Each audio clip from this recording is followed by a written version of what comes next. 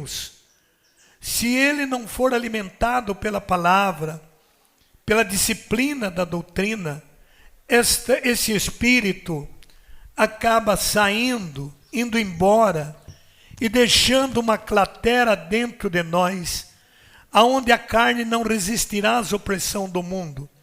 Aí tudo ocupa o lugar do espírito. É o trabalho, é a preocupação, é o dinheiro, enfim, tudo toma o lugar de Jesus. E aquele lugar primordial de Jesus passa a ficar em terceiro ou quarto lugar. Toda prioridade é o que o mundo me apresenta. E secundário, e se der, depois é o Espírito Santo. E enquanto não tomarmos gosto da palavra, nós nunca vamos sentir isso que estamos ouvindo. Eu sei que você já cansou tua mão, mas segure ela mais um pouquinho. Eu estou recebendo a tua oração.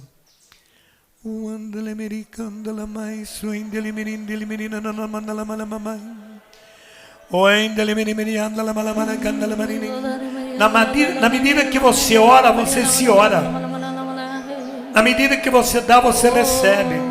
E por que você não está orando? Por que a tua boca não abriu? Você é contrário, você está em desacordo? Reze do jeito que você saiba, mas faça esse pedido, porque você não estará só me ajudando, mas estará se ajudando também. Tempo de caminhada, cargo na igreja não significa conversão.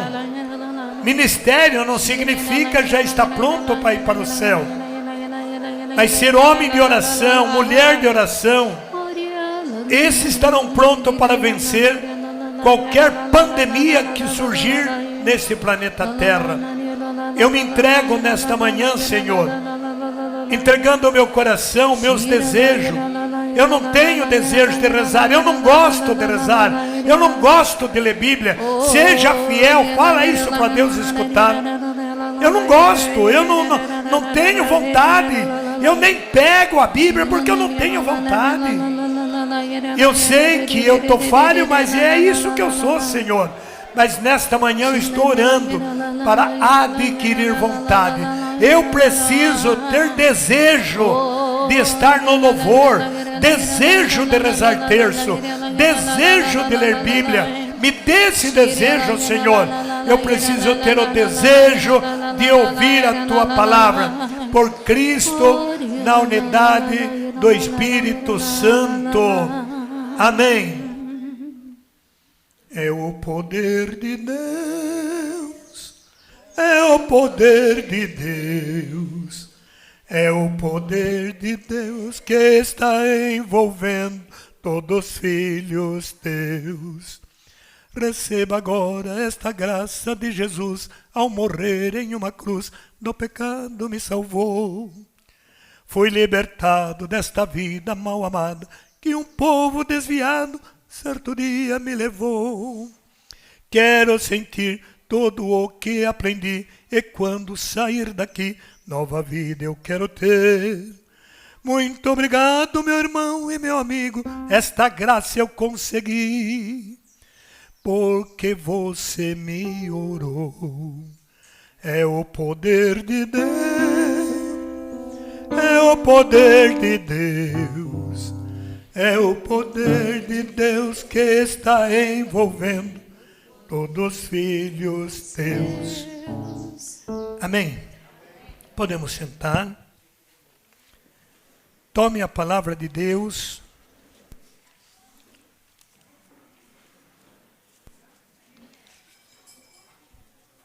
O assunto que vem, ele é um pouco pesado. Ele bate muito de frente com os nossos atos. E quando eu estou dizendo, não é porque eu estou jogando na sua cara, não é porque eu conheço a tua história. A coisa mais horrível para um pregador é pregar dentro da comunidade que ele fundou. Quando você vai num lugar estranho, é uma delícia. Porque você não conhece a realidade de ninguém. Então aquilo que você está pregando, você fica livre para pregar, porque não vem aquela tentação assim no teu ouvido. Ele sabe o que você está falando para pegar nele. Principalmente se é parente, se é irmão, se é da família. Ele falou aquilo para atacar em mim. Embora que você não fale, embora que você não pensa isso, mas é o que os demônios falam. Então me bloqueia. Eu vou falar, vem aquele bloqueio. Ele vai achar que está falando para ele, ele vai se revoltar. Então erga a tua mão em minha direção, diga, fale e não te cales. Pegue aonde pegar. Fere o que ferir. Mas pregue. Me ajude, pelo amor de Deus. Porque quando você prega, é a mesma coisa de quando você planta. Você já fez uma planta que ficou tudo, eu falo falhada ou falhada? Com LH? Olha que tristeza. Ou quando você percebeu que os passarinhos, lembra do tempo de arroz? Que plantava arroz no brejo, os chupins iam lá e arrancava tudo. E você chegava, muitos pezinhos estavam mortos, mexido, e aquelas falhas daquilo lá. E você lutou tanto para preparar aquela terra, lutou tanto para plantar, esperando ali nascer e ficar bonitinho. Ou quando não, quando você vai na tua soja, e você vê aquelas lagartinhas detonando, você não tem como passar veneno. Olha que situação que você fica. Olha a tensão, porque você está vendo algo destruir aquilo que você com tanto esforço tenta construir. Essa mesma situação, o pregador que teme a palavra de Deus sofre. Você jejua, você prega, você incentiva. De repente você vê as lagartas comendo todos os membros que você evangelizou. Não vê ninguém lá dentro da capela. Não vê interesse nenhum de servo orando por uns aos outros. Como ontem não era para orar por uns aos outros, eu não vi 1% dos servos consagrados lá rezando. Então o curuquerê vai comendo, vai levando embora. Aqui dentro da missão você é assim. Imagina fora. Nem olha mais para rezar. E aí faz novena de missa. Não perca uma missa. Tanta missa eu estou. Porque não te compromete. Você entra, senta, ajoelha, comunga e vai embora. E a vida fica do mesmo jeito. Mas eu vou na missa. Não porque a missa não vale. A missa é o tudo. Vocês viram dizendo aí na hora da consagração. Mas é que isso dá uma tranquilidade que eu sou católico, porque eu não perdi nenhuma missa. Amados, e de repente é o que está todo dia dentro da igreja, é o que destrói a igreja e que destrói o ministério. Então hoje nós precisamos aprender a valorizar a nossa família, valorizar a nossa fé, valorizar a nossa missão. Um valor que não é feito de palavra, mas de atos concretos, de atitude. Atitude de quem quer realmente ver as coisas andar diferente. Para isto, a primeira coisa que tem de ser feito é se libertar. Você tem que ser livre. Você tem que se libertar do trabalho. Você tem que libertar da vaidade. Libertar da família. Libertar do dinheiro. E tentar acreditar no que está escrito na palavra. Em 1970, eu nunca me esqueço, vieram 12 missionários fazer uma semana de missão nas Águas da Areia. Se reuniram na capelinha de Água da Areia, aonde tudo começou a minha missão. Fizemos uma tarde com uma santa missa, isso numa tarde de domingo, e aí se espalharam 2 missionários para Frutal, Guabiroba, Água do Cerne e sei lá, com o intuito de, no final da semana, reunirmos na Água da Areia, e aí todas as comunidades aonde os missionários ficaram uma semana, iríamos acompanhá-los em carreata até Santo Antônio da Platina. Nunca me esqueço. Eu tenho ainda fotografias desta missão. E era um período de muito trabalho na lavoura. Na época, o milho estava assim, e naquelas terras roxas dava uma capoeirava, um minduim brabo, que aquilo nascia primeiro do que o milho. E o missionário dizia: ninguém vai atrás de cuidar da lavoura. Esta semana tiramos para Jesus Cristo. Então era o dia inteiro, a semana inteira de missão, que delícia!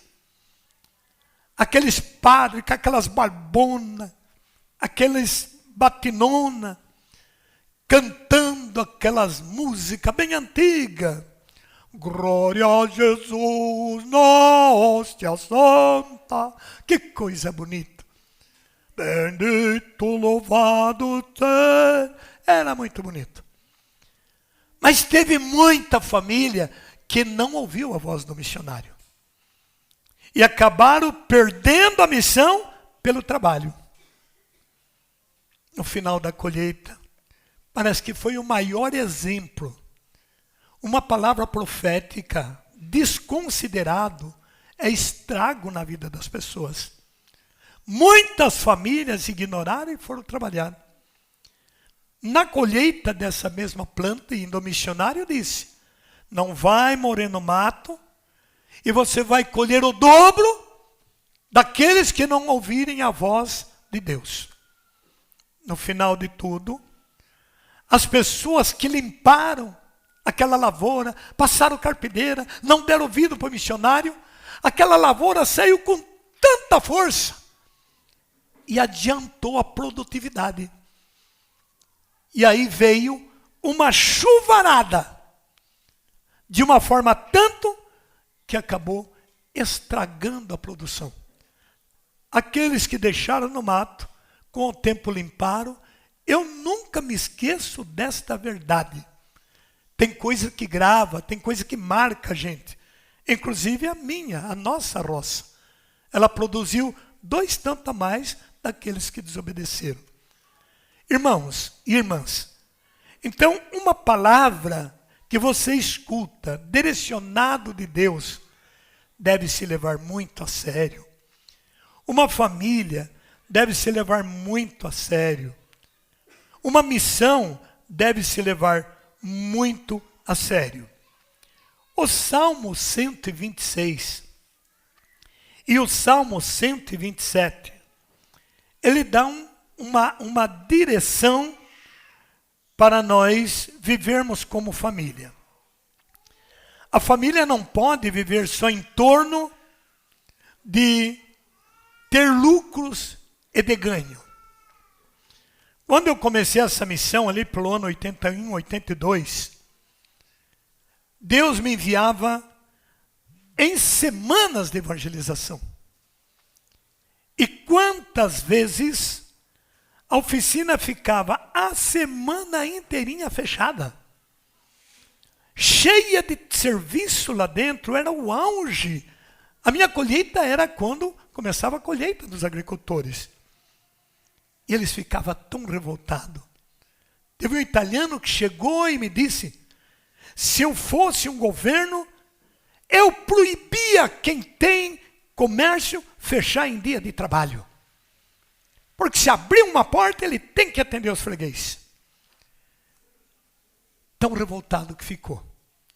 E por isso ele pegou o trabalho que ele tinha deixado na oficina, saiu pisando alto e levou lá para Andirá para ser feito. Eu não sei o que deu lá na oficina de Andirá, que 10 dias depois ele voltou com o mesmo serviço onde eu estava. E disse, olha, eu estou com tanta pressa, levei naquele vagabundo, mas já ficou mais 8 dias lá, nem pôs a mão. Você faz por mim? Faço. Além de fazer, ainda eu abençoo. Se você tivesse deixado aqui, já estaria pronto. Gente, o que é investido em Deus? O que é investido em Deus? Mas você pode confiar. O que está escrito na Bíblia, você fica cego e acredite. Não muda uma vírgula daquilo que Deus escreve. E se Ele está te dizendo nesta manhã, se o Senhor não edificar a casa, está em Salmo 125. Olha o quanto você corre, e tem que correr, claro, para você dar a volta em seus movimentos comerciais, profissional e etc. Isso é uma ética. Mas a palavra está dizendo que não adianta. Não adianta você trabalhar dia e noite por amor a um lucro, se o Senhor não estiver edificando. Se o Senhor não estiver no comando. Não se contenta com aquela oração mesquinha que se faz de manhã, achar que já está tudo certo. Deus gosta de estar interagido na vida de um homem, na vida de uma mulher. Deus gosta de ver a pessoa interagido nele ao fazer as coisas. Quantas perdas as pessoas têm e não conseguem enxergar a perda. E só depois que perde é que vai refletir. Quando um lar é destruído, olha a dor e o sofrimento que a pessoa tem.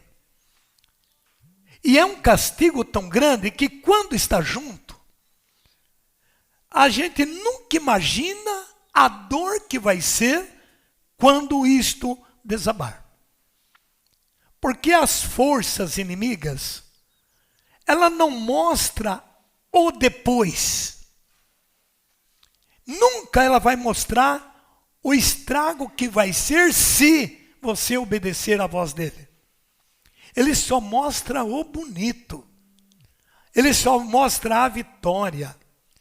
Ele só coloca a ganância. E quando você obedecer, investir nele, é aí que ele dá o golpe. Aí que ele dá o troco. Então a Bíblia diz, 126, se o Senhor não edificar a casa, em vão trabalha os que constroem. O que é trabalhar em vão? É trabalhar e perder. Gastar aonde você nunca imaginou que você teria que dispor daquele montante por causa daquela situação. Ou é um funcionário que te leva na lei. Olha quanto você vai dar para aquele camarada, para aquela fulana, para aquele ciclano. E ainda dando com injustiça. Aquele dinheiro sai rasgado de tua mão. E aquele pobre vai achar que ele vai edificar a vida com o dinheiro que ele pegou, que não era um salário dele. Isaías diz, ai daquele. E olha que o ai dá 8 ai no livro de Mateus. O ai de Deus não é brincadeira. Não é um ai agora para depois não doer. O ai de Deus é fixo. Ai daquele que edifica a casa nas costas dos trabalhadores. Não fique um só instante com o salário do teu funcionário. Mas a Bíblia diz também, não sonegue aquele que te dá o emprego. Seja honesto com quem você convive. Pode 2 bois levar um carro, diz a Bíblia, se o conjunto estiver desigual? Um puxa, o outro não puxa? Diz a Bíblia, ambos cairão no vale. Então, quando existe esta cratera, ou seja, quando Deus não está no comando, vem uma ação. A ação é isto: você acorda cedo com uma pré na tua ação. Então, preocupação é uma interferência na tua ação. E aí você não tem decisão. Você não sabe se vai, não sabe se fica, não sabe se fala, não sabe se não fala. Como é que se trabalha com uma montante de ação disso? Isso repercute e traz um sistema. Esse sistema chama-se nervoso. O sistema nervoso, gente, é um ato criado na nossa corrente energética, vinda de uma contraproposta de Deus, quando Ele propõe a paz. A contraproposta não é jogar direto à guerra, mas é preparar você para a guerra. E esse preparo vem num sistema, no sistema nervoso. O sistema nervoso traz um rio de consequência. A primeira dela, engrossa o sangue. Vê quando você mata uma criação, que ela está agitada, a cor do sangue como é, e a distância que ele espirra depois de sangrado. Porque o sistema agita. Agora imagine, se nós temos uma ética, ou seja, existe uma meta para circular o sangue, e esta meta sai de órbita, sai da ordem estabelecida da natureza, o sangue agita. Um sangue agitado é uma cabeça perturbada.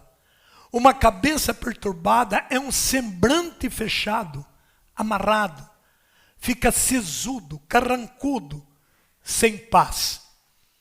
Esse ambiente é um ambiente carregado.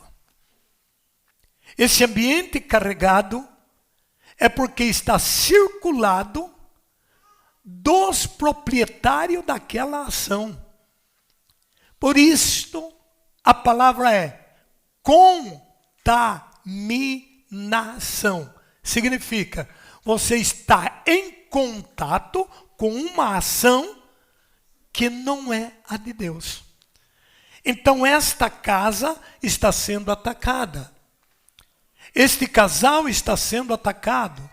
Essa fé está sendo bloqueada. E aí, então é muito fácil você dizer um não com letras garrafais. Eu não vou no louvor, eu não vou mais na missa, eu não ponho o meu nome na equipe, eu vou parar com tudo isso. Porque não dá. E aí então, os especialistas desse sistema te rodeiam. Eu não estou assistindo, mas um dia e até não estou assistindo também porque não está me sobrando tempo. Mas eu peguei um dia um tape daquela novela Gênesis, que está passando aí na Record, e um momento ali eu vi. Essas histórias, pela graça de Deus, eu já conheço porque eu estudo a Bíblia. E é um real que eles passam.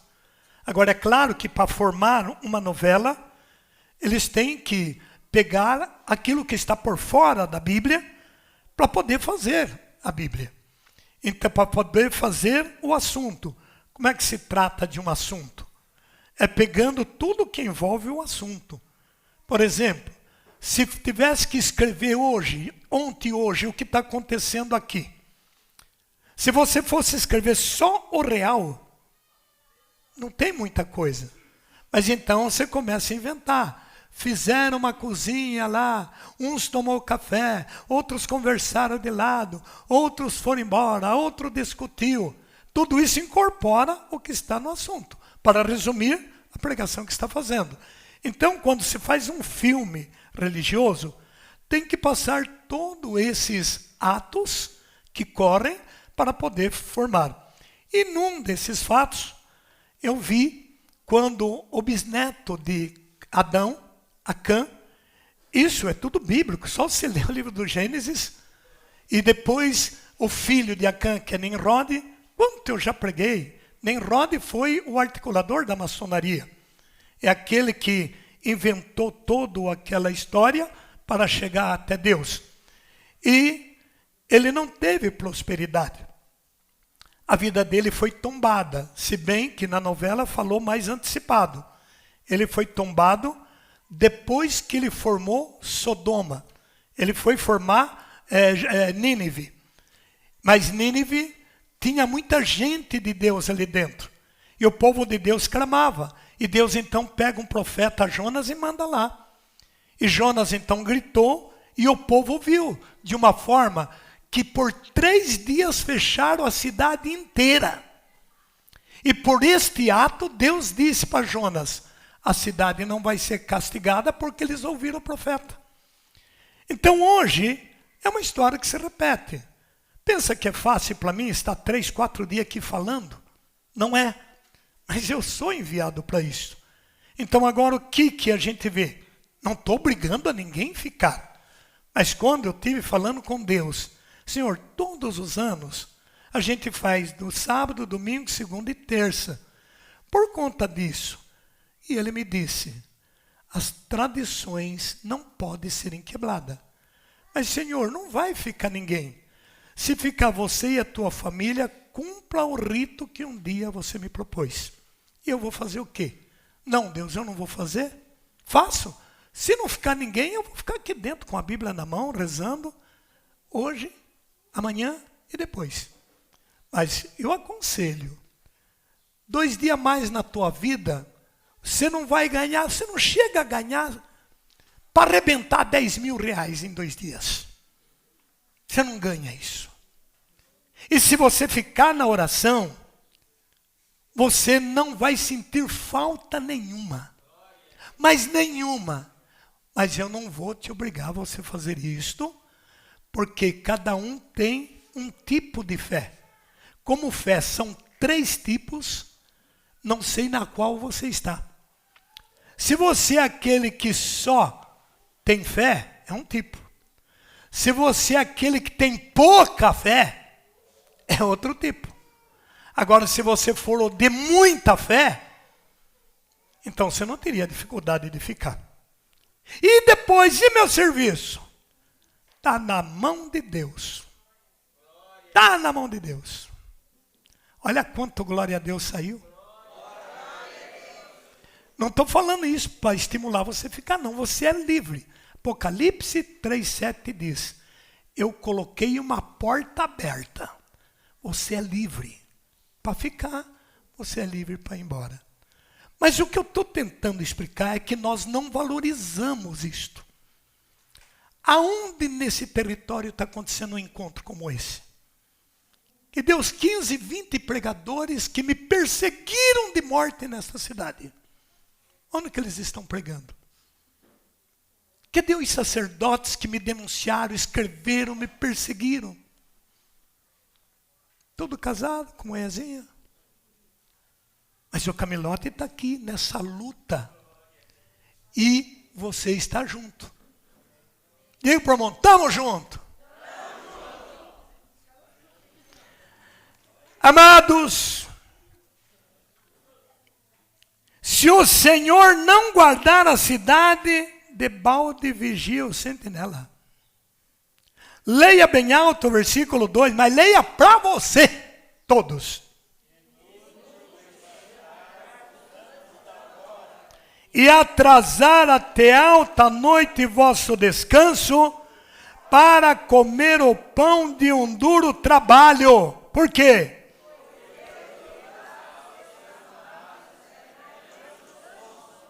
Vocês acabaram de vir, embora muito corrido, porque o padre não teve tempo, ele tinha 10 horas que já estar ali em Vidigal.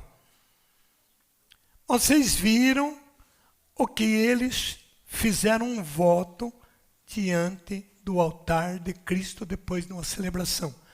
As promessas que eles fizeram. Isso pode morrer aqui e nunca ir em frente. Mas se morrer aqui e não ir em frente, um dia lá vai ser cobrado. Porque a Bíblia diz, em Eclesiastes, capítulo 5, versos 2, não emita um voto, mas uma vez que o fizerdes, cumpla sem demora, para que a desgraça não saia, da tua casa. Então fazer um voto e não cumprir é uma aliança quebrada. Se o Senhor não edificar a casa, é uma aliança quebrada. Digamos que teu marido te abandonou, tua mulher te abandonou. Ele te abandonou, mas você não abandonou ele. Esse exemplo eu vejo na Maria Helena, eu vejo na Cristina lá da loja, e o mundo cai de pau, e o mundo persegue. Vejo isso em muitas viúvas, como a Vera, quantos anos aí viúva, com muitas oportunidades de ter outro homem, mas lá dentro há um temor de Deus. E tantos outros e tantas outras. Então não é muito fácil. A Zumira, nossa, tanta gente, tantas. A dona Felícia, a dona Francisca, a dona Zezé. Bom, e quem nós não sabemos, estamos inteirando aqui junto. A Dirce Trim, quantos anos sozinha.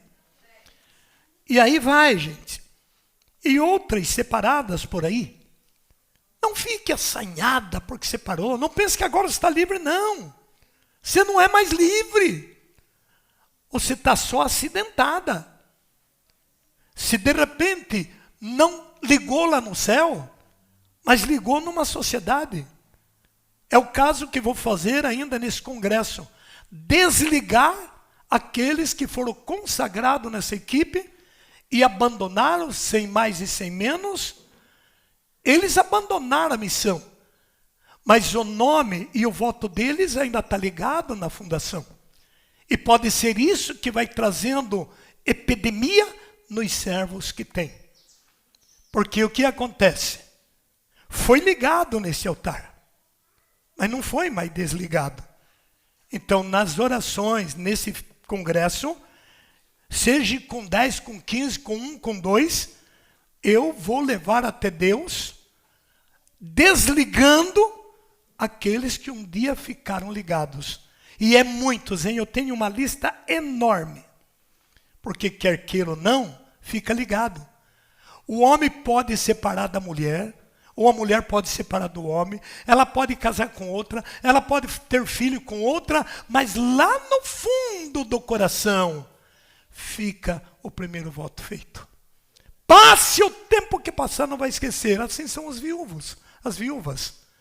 Ele pode casar com outra, mas lá no fundo ele não esquece do primeiro, porque o primeiro é o Gênesis. E você que vive com a tua mulher, cuide bem dessa esposa, cuida bem desse marido, para que a tua casa seja edificada no Senhor. Você que é viúva, cuide bem do ambiente aonde você vive, para que a tua casa seja edificada no Senhor e para que o teu membro, isso não significa que você não pode casar com outro ou com outra. A Bíblia diz que uma vez que morreu está livre, pode contrair outro matrimônio e sem cometer adultério, pode casar-se novamente. Porém, irmãos e irmãs, cada um tem seu jeito de agir, pensar e viver. Porém, seja como for, ou casando novamente ou vivendo sozinho, faça isto como a leitura da missa disse. Quer vivamos ou quer morramos, façamos em nome do Senhor. Diga glória a Deus. Aí a Bíblia diz assim, que uma casa edificada no Senhor tem uma vantagem enorme. E a casa que não é edificada no Senhor tem um prejuízo enorme. Diz o versículo 3: vede, os filhos são um dom de Deus. Tais como as flechas nas mãos do guerreiro, assim são os filhos gerados na juventude. E eu pedi a Jesus, o que o Senhor quer dizer com isto? E ele me disse, meu filho, pegue 10 homens armados com uma flecha. E que esses homens são intitulados como guerreiros. E pega 10 homens sem nenhuma flecha na mão, que também são intitulados de guerreiros. Tá bom, Senhor. E o que o Senhor quer me dizer com isto? Isto é a casa que não quer ter filho. Então eles querem uma guerra sem a arma de guerra. Porque a família, ela não é feita por bonito. O sexo não é só para a fonte de prazer. Nós estudamos isso ontem, o que Tobias fez. Mas a família é aquela que cresce e multiplica. Preste atenção. Essa multiplicação, você tem o direito de escolher quantos você quer multiplicar. No altar você responde, você promete aceitar todos os filhos que Deus te confiar? E você responde, sim. Mas Deus não obriga você a ter 30 filhos, nem 20, nem 10, nem 5, nem 2. Deus obriga você a cuidar daqueles que Ele confia. Mas você acaba dizendo, eu quero só 2 filhos. Então Deus vai te respeitar, porque é o que você deseja. E Deus disse, o desejo teu, eu respeito. Está lá em Salmo 36. Porém, para mim estar no caminho de Deus, eu preciso então respeitar a Deus como Deus me respeita. Ele sendo Deus, Ele me respeita. Ele sendo dono de mim, Ele pede minha opinião. Quantos filhos você quer? Você responde, Deus, eu queria 2 filhinhos no meu casamento. Então faz o seguinte, você pode ter os 2, mas não peque. Porque se de repente você quer só 2 filhos, e vê que a tua esposa está fértil, e você vai plantar uma semente lá, Deus é obrigado a fazer isso nascer. Porque senão Ele não é Deus. Senão a semente é morta. Senão Ele perde o poder. Agora, quem tem que ver a época de plantar é o agricultor. É você como pai. Para isto, você vai ter que reter. Você vai ter que sacrificar o desejo da tua carne. Porque isto é fatal. Para que isto se torne uma ética em Cristo nosso Senhor, Ele fez o quê? Ele colocou o sistema. E nesse sistema veio a regra. Tem regra para ser família. Tem lei para ser família. Tem aliança para ser família. Vocês acham que isso aqui é uma coisa comum? Não é. Isto aqui não é um sinal que você é casado só. Isto aqui é o sinal da aliança com Deus e com o homem. Por que eu uso ainda aliança mesmo sendo vivo? Porque isso não expressa que eu só fui casado, que eu tive uma esposa. Isso vai mais longe, expressa que eu tenho uma aliança com Deus. E esta aliança entrou no meu dedo no dia 12 de dezembro de 1970, às 4 horas, quando a minha querida baixinha, com aquela mãozinha mais linda, ainda eu vejo aquele tercinho enfiado aqui, ela, João, receba esta aliança em prova do meu amor, da minha fidelidade. Ai, diga glória a Deus. Nunca mais saiu. Um dia fui descer de uma carroceria, ela entrou aqui no meu dedo, que foi até no osso. Eu esperei sarar e voltei. Ela nunca mais deu problema. Nunca mais enrosquei. O diabo disse, fica com esse troço no teu dedo que eu vou te arrancar o dedo fora. Satanás, pode ir meu dedo, mas a aliança não vai. Esse é o sinal de homem honrado. Por esta aliança eu nunca precisei de outra mulher, nunca precisei de trair a esposa, nunca precisei de ter assédio com outro ninguém. Fidelidade, gente. Isto é edificar uma casa no Senhor. Mas os demônios é maldito. Eles não puderam me derrotar, atacaram minha família. Atacou a família. Vingou na família. Mas ele não vai pôr um dedo em nenhum da minha geração. Eles podem viver a merreca que for. Mas eu creio que no dia da redenção, os nascidos de mim, e até onde tiver um fragmento do meu sangue, essa minha geração, por mais perversa, desobediente, vida errada que levarem, pelo sangue do Pai, que casou virgem numa igreja, um dia eu hei de ver a minha raça, tudo diante de Deus. Porque essa é a promessa que Deus fez com Abraão. Será bendito todos os que nascerem de ti. Como eu sou raça de Abraão, então eu serei bendito. Agora, queridos irmãos, possa que a minha geração não alcance o primeiro lugar no reino. Possa que eles ficam no último lugar. Cada um escolha o que de bom ou de mal que quer pelo seu futuro. Eu escolho e luto pelo meu galardão no céu. Para isto, eu tenho que edificar a minha casa. Eu tenho que edificar o meu trabalho. Eu tenho que trabalhar no Senhor. Eu tenho que comprar no Senhor. Eu tenho que vender no Senhor. Eu tenho que viver para o Senhor.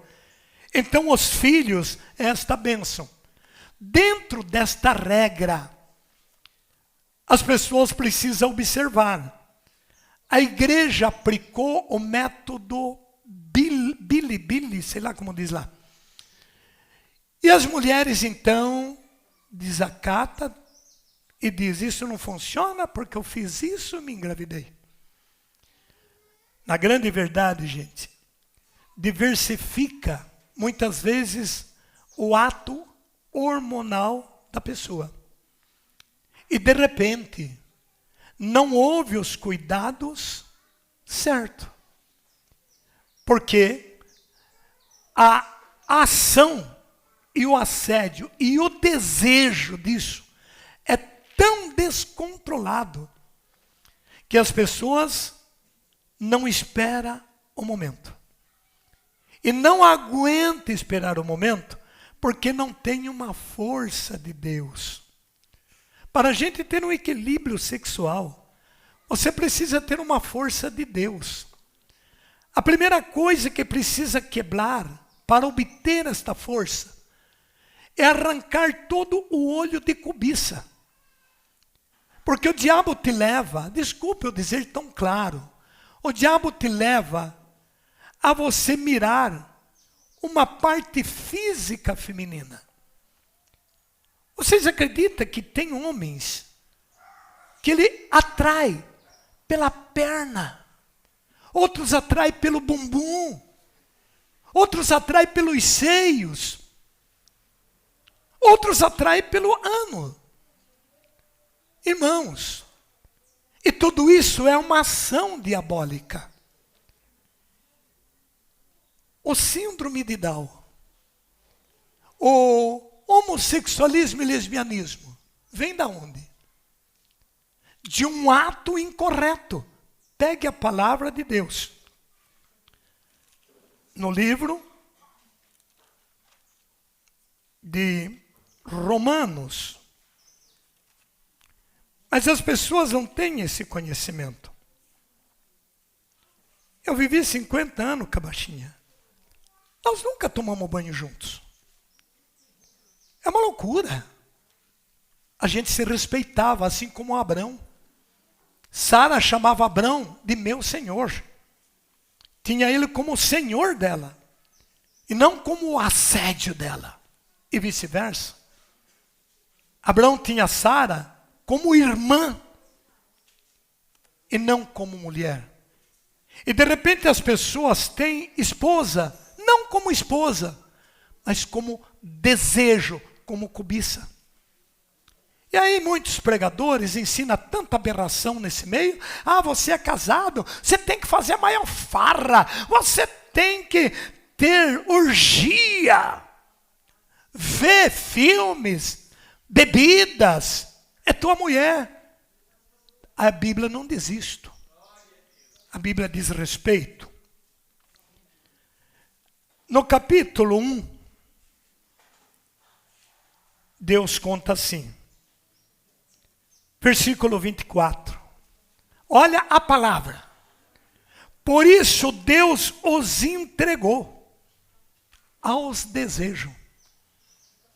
Se você tem Deus, Deus controla o desejo de seus corações. Olha o que a Bíblia chama esse tipo de ato. A imundície. É imundo certos atos sexuais. De modo que desonraram entre si os próprios corpos. Tem homem que desonra a mulher dele. Tem mulher que desonra o homem dela. Com gestos obscenos. Com farras. Com assédio. Sistema cavalar. Anal. Oral. Isso, segundo a Bíblia, é uma imundície. Vai ver mais tarde teu lar em pedaços. Porque começou aonde? Sujar a tua alma e a tua dignidade. Lá no altar. Porque a cama é o altar da família. E a família é a igreja doméstica. Se aqui na igreja o vinho se torna em sangue e o pão se torna em corpo, lá na cama, o teu corpo, no corpo da tua esposa, se torna um filho, que a Bíblia diz ser a bênção, que são os brotos que surgem desta oliveira. Diga para o do lado, você está escutando? Vocês estão vendo como isso é sério? Agora, imagine de um ato desse você fecundar. E a tua esposa conceber. Ela vai levar um susto porque ela não queria ser mãe. Então esse feto entrou no útero com uma porcentagem de prostituição. Você não foi buscar lá no motel, lá na outra. Mas o outro veio na tua ação dentro de tua casa. Erga a mão para cima e diga, perdão, Deus, pelos meus atos errados. E é por isto que o mundo está na situação que nós estamos vivendo. Mas o que vocês estão ouvindo é loucura. É exagero. Mas é a verdade, você está vendo na palavra. Família não é putaria. Mulheres casadas enchendo o nariz de cerveja, enchendo com cigarro, embaladas, shortinho mostrando a bunda, ainda rasgado. O fogo do inferno é horrível. E o meu Deus diz, ai do mundo pelos escândalos. Eles vão ser inevitáveis. Deus está dizendo, não vai ter gente que vai obedecer. Mas ai daqueles que o escandalizar. Seria melhor lhe amarrar uma pedra e atirar no fundo do mar. Ao invés dele escandalizar. E esses homens puteiros que tem mulher, mas nunca sacia com sua mulher, fica de olho na maquiagem dos outros, em novela, vendo aquela aberração, mulher beijando a mulher, homem beijando o homem, aquela meleca do inferno.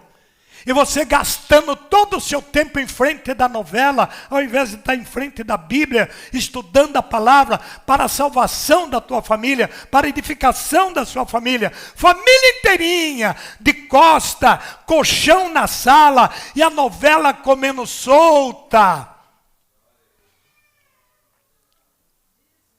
Uma missinha amarga, de 8 em 8 dias, com um sermãozinho de 4 minutos, o evangelho fala uma coisa, o padre fala outra, comunga e vamos para a balada.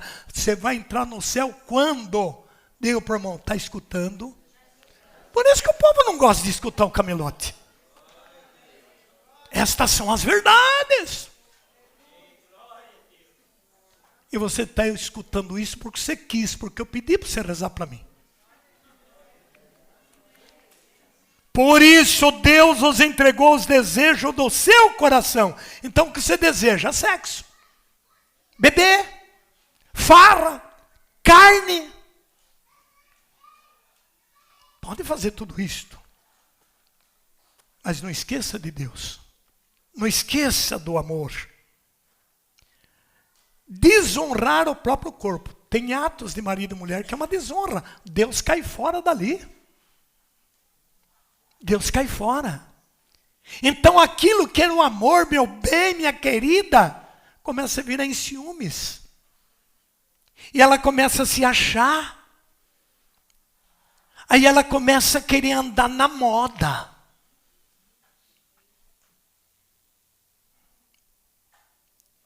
Para ela ficar bem sedutora. E muitas vezes para outros homens. Olhando em outros homens. E o diabo então começa a dizer, que tipo de homem que você tem? Você errou nesse casamento. Você é tão bonita. Você é tão formosa. E hoje a vergonha caiu. Homem e mulher não tem mais vergonha na cara. Logo você ou é uma lojista, uma escriturária, ou é alguém meio público, já leva uma cantada. E mulher é um bicho tão bobinho que se você falar como você está bonita, elas acreditam que elas mudam até de cor. Diga, é coisa de mulher. Só que se o cara tem esta palavra com outras intenções, aquela palavra envenena o coração. E aí então ela quer levar a sério aquilo. E aí então começa a fazer tudo para confirmar a cantada que ela levou. E quanto mais você vai, lembre que eu não estou dizendo que você não deve se arrumar, não deve se produzir, não deve se maquiar. Eu não estou dizendo isto. O assunto é um outro. Se o diabo está te pondo isso na tua cabeça agora, expulse ele daí. Porque eu estou lhe dizendo a ética de uma esposa casada. Deus o livre, se a esposa não passar uma maquiagem, se não pentear, não fazer uma mudança no cabelo, vira um bicho. Tem que se cuidar. Eu me cuido. Amados, eu vou trabalhar, escovo meu cabelo, não gosto nem de usar chapéu para não estragar meu cabelo. Porque se eu fico bonito, meu anjo se agrada. Se eu fico uma droga aí todo pançudo, tem que se cuidar um pouco. Por isso Deus entregou aos desejos de seu coração a imundície, de modo que desonraram entre si seus corpos. Esse ato nasceu no teu lar, no teu casamento, cujo mesmo não estava edificado sobre o Senhor. Não rezaram para dormir, de repente deitaram discutindo, brigando. Dessa briga começou a sair um assédiozinho. Desse assédio fecunda um filho. Então o corpo foi desonrado. Aquele feto entra com uma desonra no útero da mãe. E de repente, a menina pega 12, 13 anos, já não aguenta ficar sem homem. Tem um fogo, começa um namorinho, já se entrega para o rapaz. E por quê? Porque está no sangue dela a origem que o pai plantou. Vocês não vê em um pé de planta, como um pé de mato sai junto ali, que às vezes você vai tirar aquele pé de mato, a planta arranca. Porque foi com a semente. A maldição, ela entra com a semente da fecundidade. E depois todo um processo. É daí que vem as enfermidades, as tristezas, o mal-estar, a bebedeira, a farra. Você escutando isso, analise teu passado.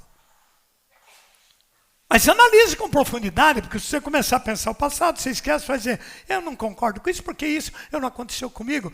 Não é que não aconteceu, é que você não lembra o que aconteceu. O que você lembra do teu passado? Alguma coisa esporádica. O que devia ser lembrado fica esquecido. Por isso que quando entre família começa a contar, os filhos começam a dizer, porque meu pai fez isso, a minha mãe fez isso, ele me bateu de reio, o pai para e diz assim, ela está com mentira, eu nunca fiz isso. Ou quando você descobre algum erro da tua mulher e numa conversa de família você comenta, porque nos primeiros anos de casado aconteceu isso, aconteceu aquilo. Aquilo te marcou você. Mas não marcou a mulher. Então ela vai dizer, é mentira. Ele fala isso para você engrandecer, mas isso nunca aconteceu. Entre irmãos, quando os irmãos se conversam dizendo o que eles passaram no tempo de moleque de juventude, o outro irmão diz, ele aumenta muito. Isso é mentira, nunca aconteceu isto. Aquele que está falando que é mentira é porque ele não lembra mais. E aí que está o perigo. Quando você não lembra mais, é uma força oculta que está dentro da gente. E um dia esta força vai repercutir. Se você refletir, tentar lembrar que tipo de relação você já teve na tua cama com tua mulher. Que tipo de relação que você teve quando namorava ela? Se você voltar ao teu passado e fazer uma memória bem firme, aonde foi a tua primeira vez? Com quem foi essa primeira vez? E como foi essa primeira vez? Aonde foi, gente?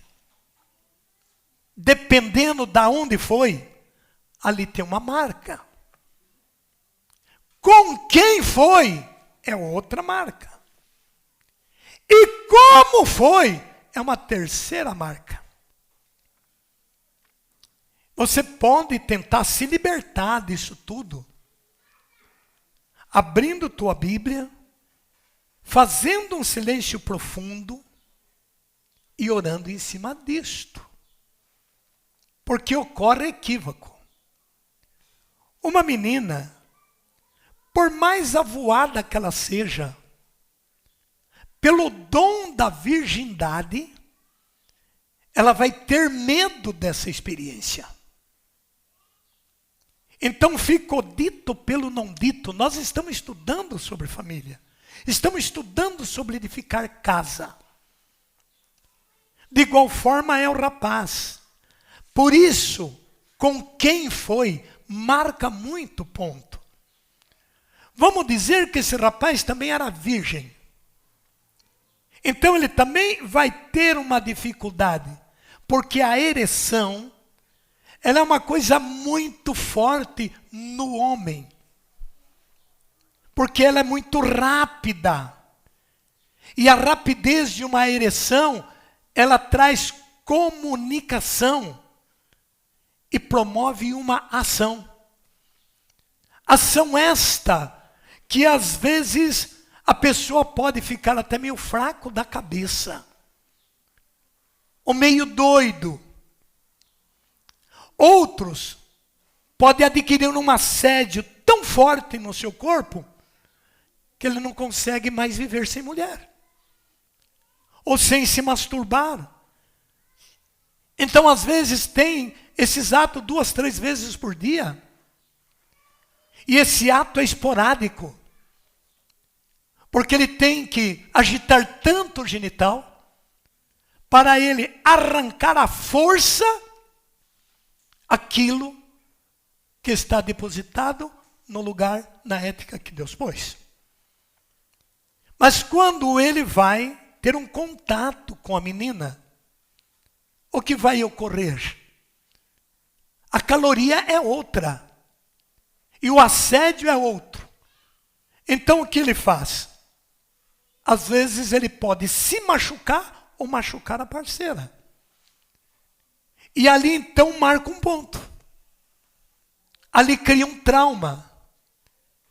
Se esta menina foi ferida nesse primeiro ato, ela nunca mais vai ter uma facilidade nestes momentos.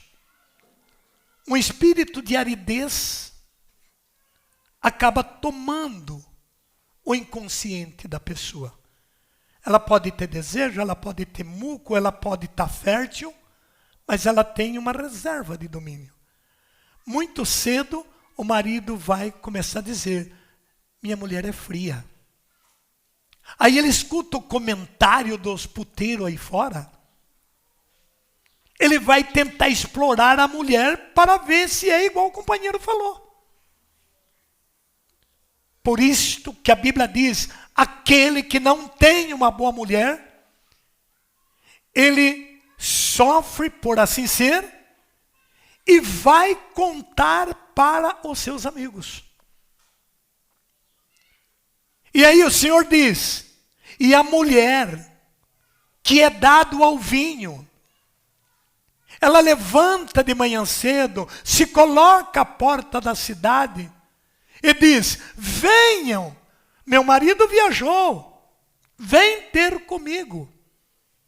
Leiam Eclesiástico 7, 9, Eclesiástico 26 a 32, está tudo escrito na Bíblia. Leia Levítico, acho que 17, 20 e pouco. A situação de quantos homens não respeitam o período da menstruação. A Bíblia diz: nunca se achega a uma mulher no período de sua menstruação. Isto é abominável a Deus. Essa área tem que ser respeitada. Irmãos, quando você vai entrando dentro da Bíblia, você vira outro homem.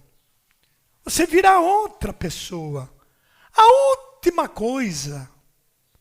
Lembro até que quando fiz a renovação, os comentários saíam que quem fazia a renovação perdia a humildade. Não, perdia a safadeza que havia na humildade. É diferente. Aí você é um verdadeiro homem. Porque a baixinha tinha um apego comigo, que Deus o livre.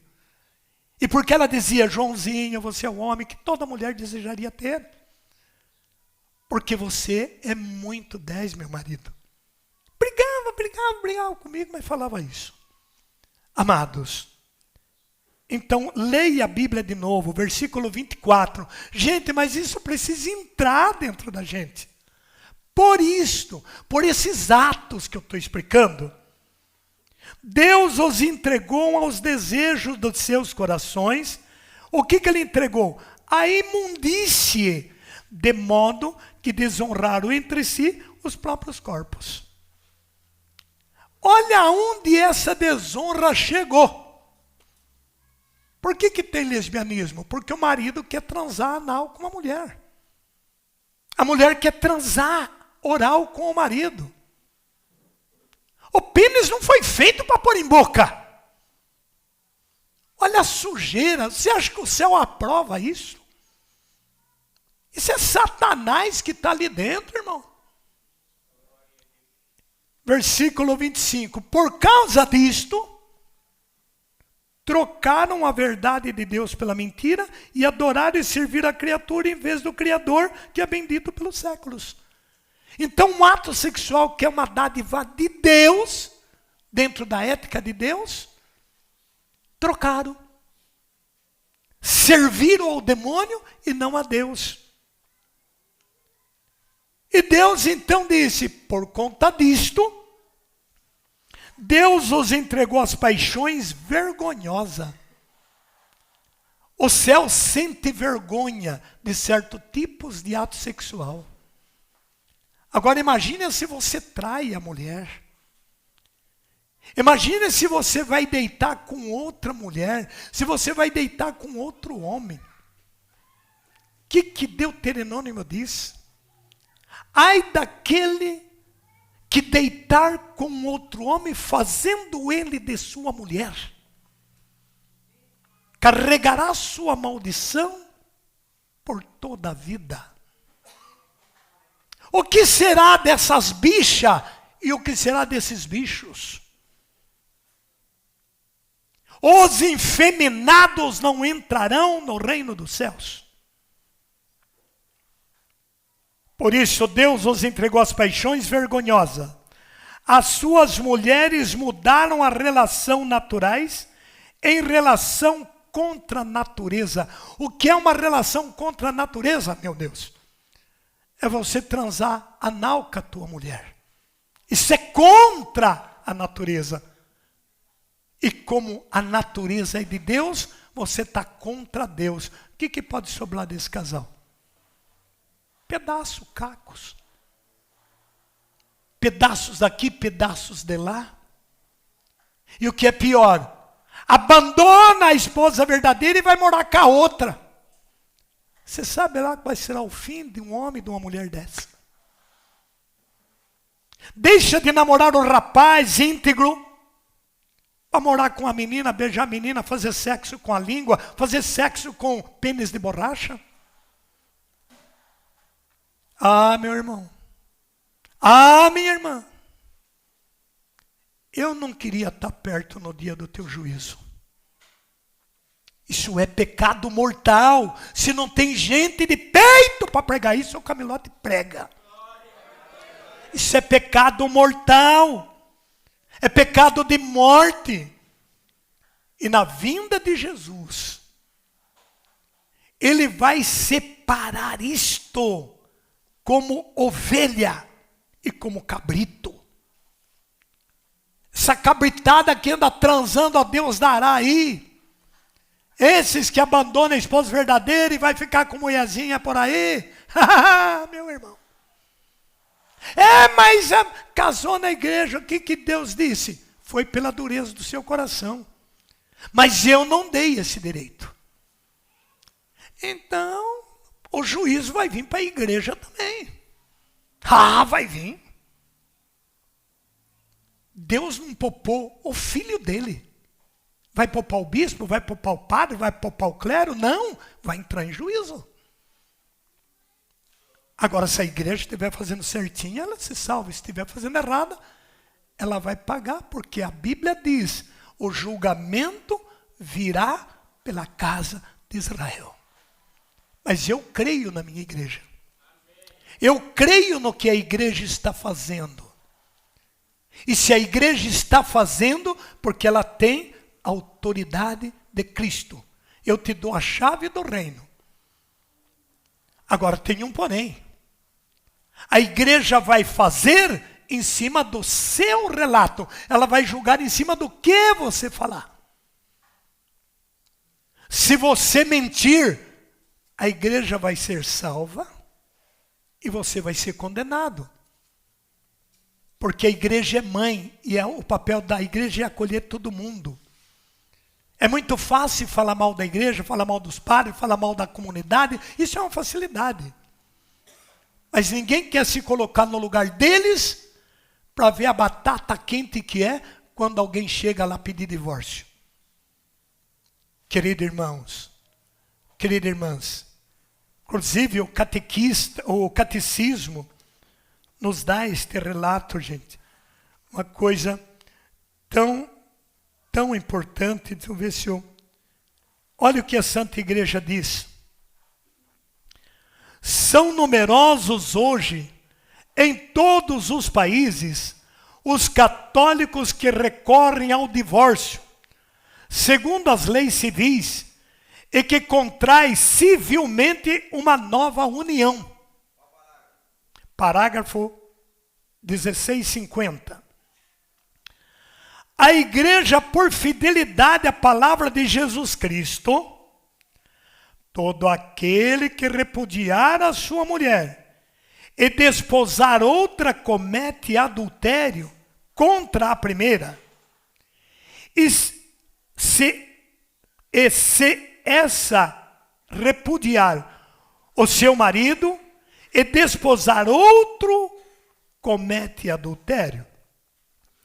Mantém-se firme em não reconhecer válida uma nova união. Preste atenção. Mantém-se firme, reconhecer uma nova união. Se o primeiro casamento foi válido. Agora, se o primeiro não foi válido, a igreja tem o direito de fazer nulidade, que não é anular, é consertar um erro feito e fazê-lo uma nova união. Mas para isto a igreja vai receber o relato do cônjuge. E se você mentir, as consequências será toda vossa. E aí a igreja nos diz uma coisa muito importante. Se o divorciado tornam a casar-se no civil, fica numa situação contrária objetivamente à lei de Deus. Portanto, não pode ter acesso à comunhão eucarística enquanto perdurar esta união. Mas muitos padres também não obedecem. Se você vive e se ama, pode comungar. Vai tudo pro buraco. Vai tudo pro brejo. Porque a palavra de Deus diz em 11 de 1 Coríntios. Aquele que comunga sem distinguir, ou seja, aquele que comunga sem ter a graça para isto, comunga a condenação. É só você ver 13 de João. Judas recebeu todo incentivo para mudar de ideia. Aqui eu escolhi todos, não foi? Foi. No entanto, um aqui vai me trair. E aí começou o debate. Pedro diz, Tiago, é você? Tiago falou para o João, é você, João? Porque Pedro, Tiago e João era a diretoria, vamos dizer assim, de Jesus. Eram os mais chegados de Jesus. Então todo mundo disse, quem está mais próximo de Jesus é Tiago, Pedro e João. Daí quando Jesus começa a ver aquele é você, era você, ele levantou a voz e disse, não é você Pedro, não é você João, não é você Tiago. É aquele a quem eu der o pão embebido com o meu sangue.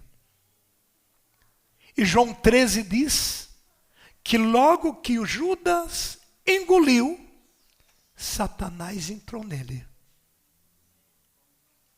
E Jesus falou, você não me pertence mais.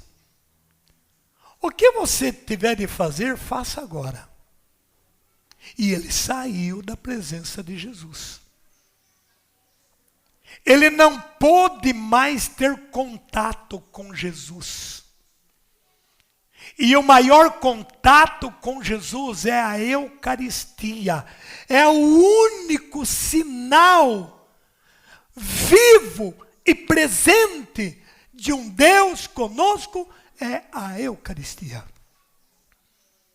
Imagine se você não poder recebê-la, porque você está comprometido com a tua carne. Imagine. Não vai produzir efeito. Por isso que as pessoas vão na missa, rezam e estão sempre numa merreca. Revoltado, processando, brigando, xingando, nervoso, agitado. É preciso edificar a casa no Senhor. Diga aí para o irmão. É preciso arrepender. Meninas, jovens, Adolescentes, que coisa linda ser adolescentes. Despertando a puberdade. Eu estou gostando do fulano. Ah, ele é tão bonitinho, né? Olha que delícia isto. E faz os broquinhos dos jovenzinhos. Isso precisa acontecer. Papai e mamãe têm que deixar isto. Policiando, mas deixar. Orientando, mas deixar. Vai ficar naquela prisão de morte. A Eliane minha, com 9 anos, já estava pedindo para namorar em casa. E eu deixei. E o candidato não foi uma vez em casa. Brigaram antes de começar. A pessoa que canta aqui, com 12, 13 anos, já quis a namoradinha. Pode namorar, mas traga aqui em casa. E pode passear onde você quiser com ele. Mas pise certo. Amados, deixa. O filho precisa ter confiança no pai. O pai precisa acreditar na filha. É tua semente. Você precisa crer que a tua filha vai te honrar. Uma neta me disse um dia para mim: vô, eu não tenho muito diálogo com meu pai. O meu pai com a minha mãe, eles sempre tiveram muita dificuldade. E eu tive diálogo de aproximar do meu pai. Mas uma coisa eu vou dizer para o senhor. Eu vou honrar o meu pai e a minha mãe. Eu nunca vou dar o desgosto de um dia ele saber que eu transei antes do meu casamento. Eu disse: minha filha, se você ser isto, nunca você vai ter problema na vida. Porque quem romba é ladrão. E ladrão sempre entra para deixar uma cratera e um prejuízo. Se a pessoa que te namora te ama, ele precisa entender que a honra da namorada é o ímen. E a honra do namorado é a castidade. No dia que esta dignidade for rompida, você nunca mais vai ser a mesma, você nunca mais vai ser o mesmo. Porque o primeiro toque que você recebeu nesse território, dependendo de como foi, é uma marca pelo resto da vida. Você nunca mais esquece do primeiro. Você tapa, você finge. Você pode não lembrar na sua mente, mas você não esquece nunca do coração. E então isso vai rebombando e fazendo você não ter mais um certo equilíbrio. Por que se passa uma mulher com short curto, os homens chegam a fazer assim? Principalmente pedreiro, mecânico. Nossa Senhora, lojista, vendedor.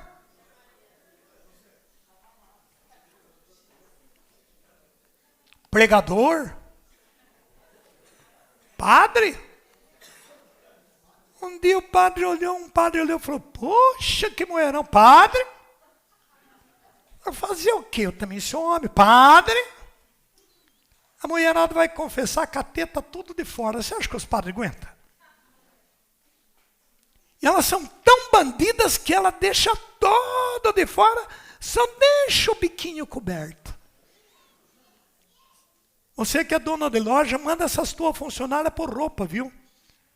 Porque você pode estar usando elas para vender sutiã. Isso vai ficar caro lá no céu um dia.